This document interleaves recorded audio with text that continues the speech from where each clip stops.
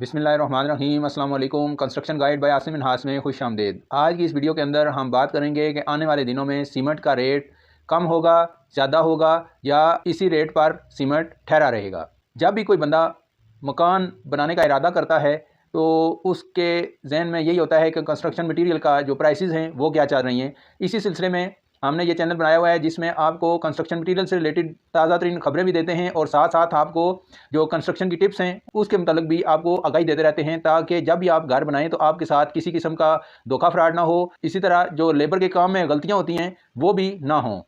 घर की तामीर के अंदर सीमेंट नहायत ही बुनियादी चीज़ है।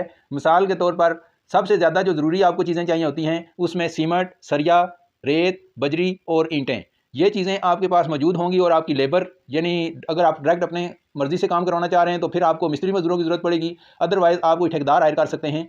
तो इसके लिए आप कंस्ट्रक्शन मटीरियल की जो प्राइसेस हैं उसका तखमीना भी लगाएंगे कि स्टील कितने का है, कितना लगेगा और मेरा टोटल कितना खर्च आएगा, और सीमेंट के क्या रेट्स चल रहे हैं। इसके अलावा ईंट का क्या रेट है, बजरी और जो रेत है उसका क्या रेट है और कितनी लगेगी, टोटल मेरा जो खर्च आएगा घर पर वो कितना है।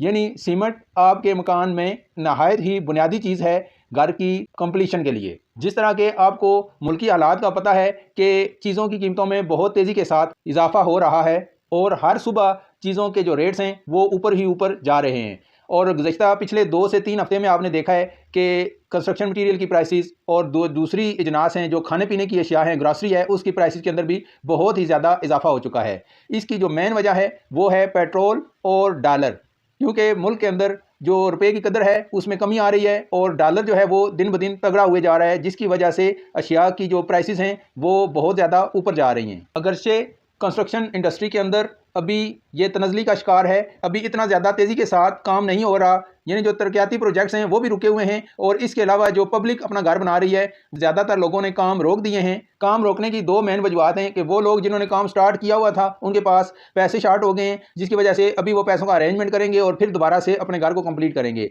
और दूसरे नंबर पर जो है वो लोग जो काम शुरू करना चाह रहे हैं वो डरे हुए हैं कि अभी थोड़ा वेट कर लेते हैं, प्राइसेस बहुत ज़्यादा ऊपर जा चुकी हैं, हो सकता है कि कुछ प्राइसेस नीचे आए तो फिर हम काम शुरू करें। अभी जो आने वाले दिनों में जो सीमेंट की बात करें, अगर सीमेंट का रेट, तो आपने देखा है कि गुज़श्ता 1 हफ्ते में तकरीबन 40 से 50 रुपये पर बैग सीमेंट की जो कीमत है उसमें इजाफा हुआ है।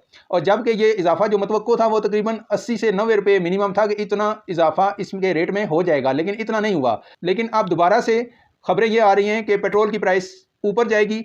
अगर पेट्रोल की प्राइस मज़ीद ऊपर गई, जो कि तकरीबन 30 रुपये लीटर तक का अंदेशा है कि गवर्नमेंट इसको मज़ीद महंगा कर सकती है। अगर 30 रुपये लीटर पेट्रोल महंगा हुआ तो फिर जो सीमेंट की कीमत है उसमें भी इजाफा हो जाएगा, क्योंकि जो किराए हैं वो बढ़ जाएंगे। ट्रांसपोर्टर जो है वो ज़्यादा किराए डिमांड करेंगे और जो एंड यूज़र होता है उस तक सीमेंट पहुँचते पहुँचते उसकी कीमत में 30 से 40 रुपये पर बैग मज़ीद भी इजाफा हो सकता है। इसके साथ साथ आपको मैं ये भी बता दूँ कि ये इजाफा किस वजह से है। बुनियादी तौर पर गवर्नमेंट पेट्रोल पर जीएसटी लगाना चाह रही है, यानी जनरल सेल टैक्स, और वो तकरीबन 17% उनका इरादा है, 17% ड्यूटी आयद करेंगे, जिससे तकरीबन 30 से 35 रुपये के दरमियान पेट्रोल मज़ीद भी महंगा हो सकता है। और अगर इतना पेट्रोल महंगा हुआ तो तकरीबन सीमेंट के बैग में 30 से 40 रुपये फी बैग इजाफा हो जाएगा।